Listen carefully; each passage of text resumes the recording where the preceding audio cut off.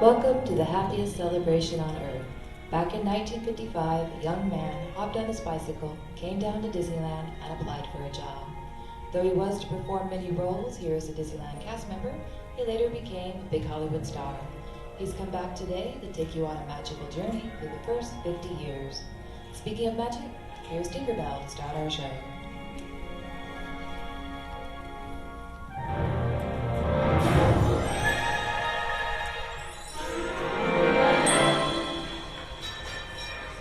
Ready?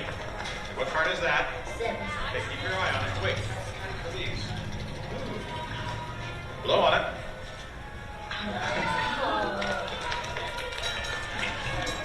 Hello and welcome to Disneyland's 50th anniversary celebration. For this truly historic event, no ordinary host would do. No, the Disney folks wanted someone who's been here from the beginning. They wanted a household name. A name that means family entertainment. Donald, calm down. You're just too animated. I'm referring, of course, to me, Steve Martin. Oh, really? Well, I don't remember him calling that show the Donald Duck Club. Now just waddle along. As I was saying, the Disney folks came to me because I began my career right here at the Magic Shop at Disneyland. That's me, Disneyland class of 1960. Magician, prestidigitator, and seller of fake bombs.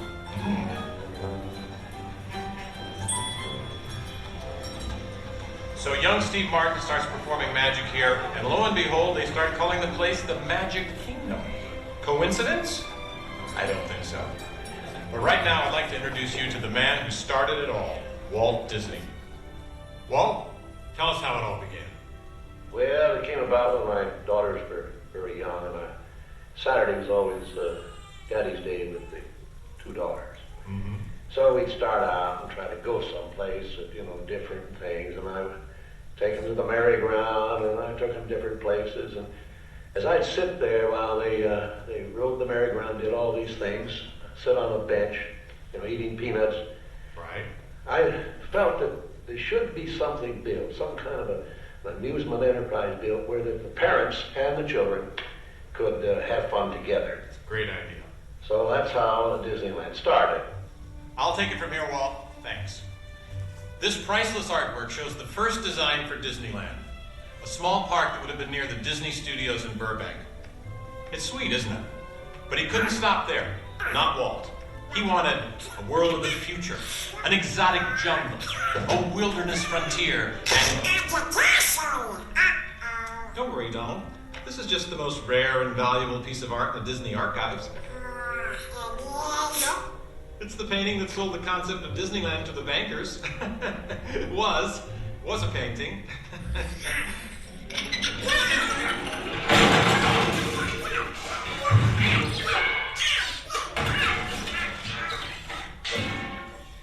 Then Walt heard about an orange grove in Anaheim for sale, an hour away from any major city at the end of a dirt road.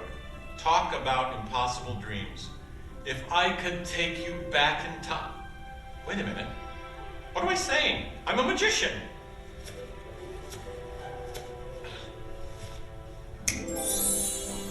Here is the actual orange grove 1 year from opening. And that's actually Walt Disney in the actual orange grove. Let's listen in on his top secret plans. 1, 2, 3, 4. Aha! Some sort of code. I get it. Walt also had a code for all the trees on the property. Red ribbons for the big trees he wanted to save for Disneyland, and green ribbons for the ones he wanted removed. But, as fate would have it, the bulldozer driver was colorblind! Oops. So, Disneyland, less than a year from opening. No one in their wildest imagination could ever build an entire theme park here in just 1 year. Oh, yeah. I'll show ya. Watch this, Magic Boy. That can swim. Keep going, boys. Faster, faster. That's it, good work. That's it, good work. Opening day. Take it away, Walt. happy place. Welcome. Walt's dream had finally come true. And to celebrate, ABC organized the biggest live telecast in history. Some of the most famous stars in Hollywood showed up, including host Art Linkletter. Frank Sinatra! Hello, Franco. Who's driving? Sammy Davis Jr. Hello, Sammy. Bob Cummings, Ronnie Reagan. Come on in. Davy Crockett. Buddy Epson's there, too. But right now, it's my pleasure to introduce the famous star whom Mr. Disney has asked to christen the Mark Twain. Ladies and gentlemen... Mr. Disney. I'll get it from here, Mr. Linkletter. You took my microphone.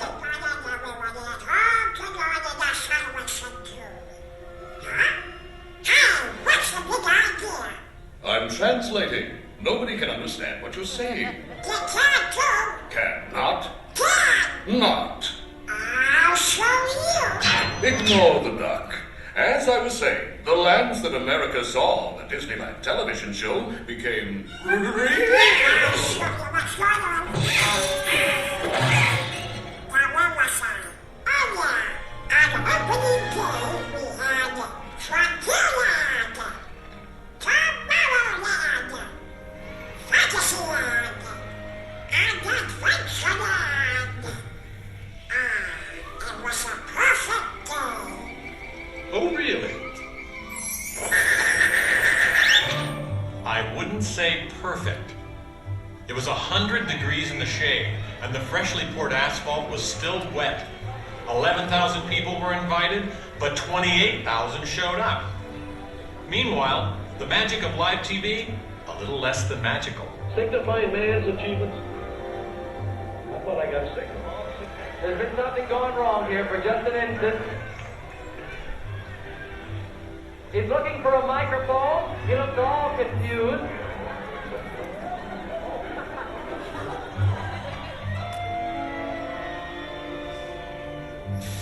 Newspapers predicted the worst for Walt and his park, but only 90 days later, the 1 millionth guest walked through the gate.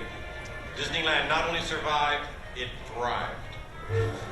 Walt wanted the magic of Disneyland to begin as soon as you walk through the gates.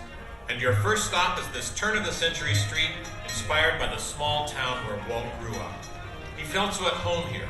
He even had an apartment built for himself above the fire department, and it's still there today. Walt paid tribute to his father in one of the shop windows. In others, you'll find some of Disneyland's most important contributors. Nice try, Donald. Many shops have come and gone here over the last 50 years. Gone is the working pharmacy, and gone but not forgotten, my favorite, Hollywood Maxwell's Corset Shop, better known as the Wizard of Bras. Yes, Disneyland is filled with nostalgia and memories, but that's only part of the magic. Let's not forget fantasy. Ah, hear that? When you wish upon a star, your dreams come true. For Walt, that was the very essence of Fantasyland. Of all the lands, this was closest to Walt's heart. He even placed the Disney family crest right above the castle gate. Fantasyland was created by the same artist who created Disney's animated films at the studio. And soon those storybook tales came to life in an orange grove in Anaheim. For the first time, we could step into those worlds and become a part of the adventure. Every attraction tells a story, with a beginning, a middle, and an end. My beginning, your end.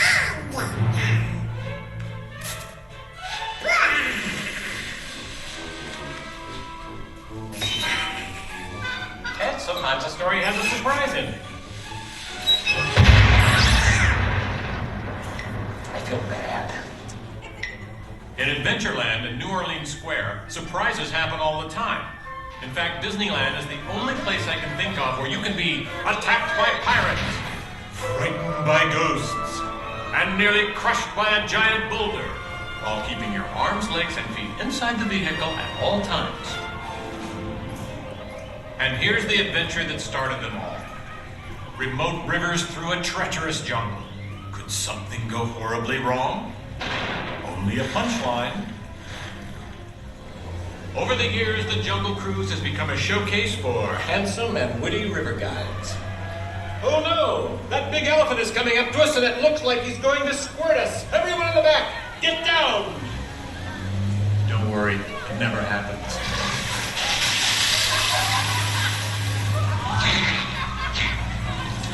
It was the duck, right? The duck? You know, every time I get all dressed up in my cowboy hat and pearl-handled pistols, I think about the heroes of frontier.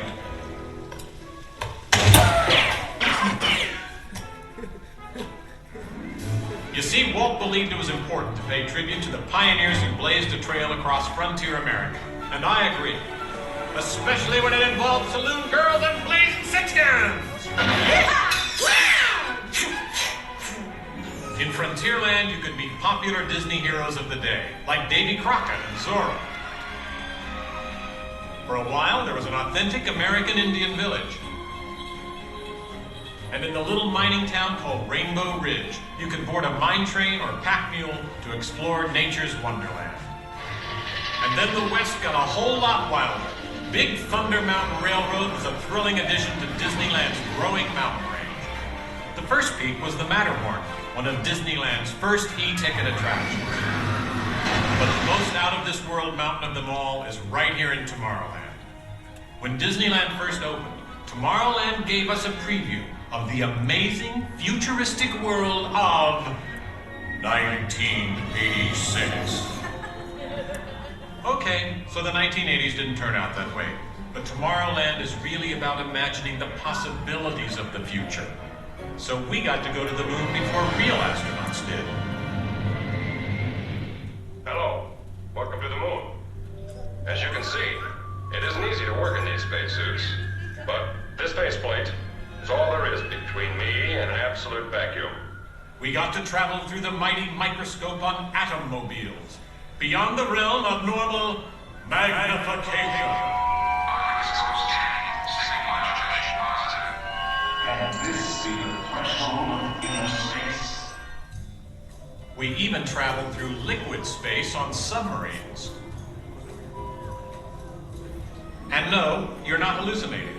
There were real live mermaids in the submarine lagoon for a while. But the only problem was, real live young men kept trying to swim out to them.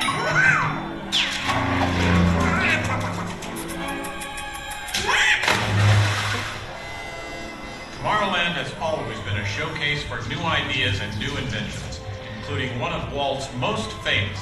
Audio animatronics? Right, audio animatronic. And this technology wasn't just for the birds. Walt's idea got better and, as always, bigger. Boys are ready! With my new wash day marvel, it takes only 5 hours. Not only could these robotic performers talk and act, they could jam. Hit it, boys!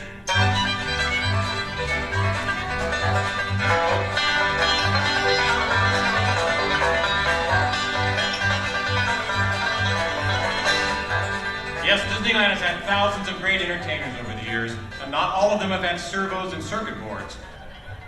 I learned a lot about comedy by watching Wally Book, star of over 47,000 shows at the Golden Horseshoe Review. And he was only one of the great homegrown acts that brought their unique magic to Disneyland over the years.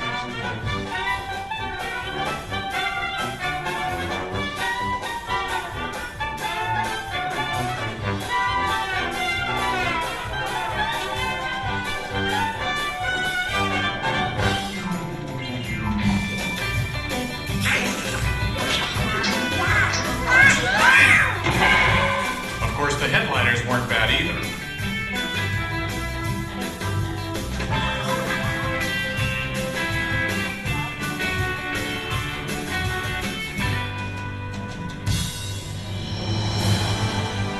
For a lot of us, Disneyland's best magic trick happens every day at dusk, when all the lights come on and the Magic Kingdom is transformed before our very eyes. You know, that's one of the great things about Disneyland. Everyone has their own special memories. For some, it's the first time they walk through these gates. For others, it's their first parade. And I'm sure for all of you, it's watching me, Steve Martin, host Disneyland's big 50th anniversary. But while shows and attractions are all great, I think for most people, real magic of Disneyland is right here. It's you, Donald.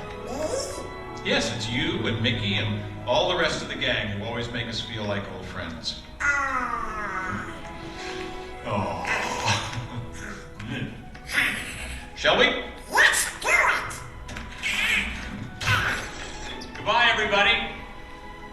You know, I have to admit, you would have made a perfect host, Donald. Thanks, Steve. Next to me.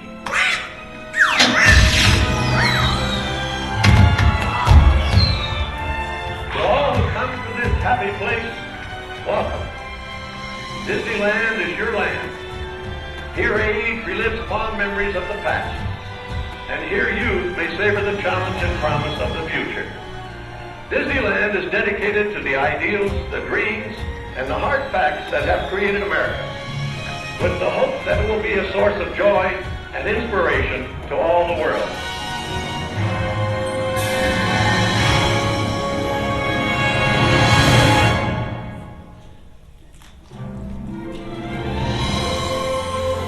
We're glad you could come and enjoy our 50th anniversary with us. Just a moment, the doors on the right will open for you. Thank you for joining us today and have a magical evening here at the Magic Kingdom.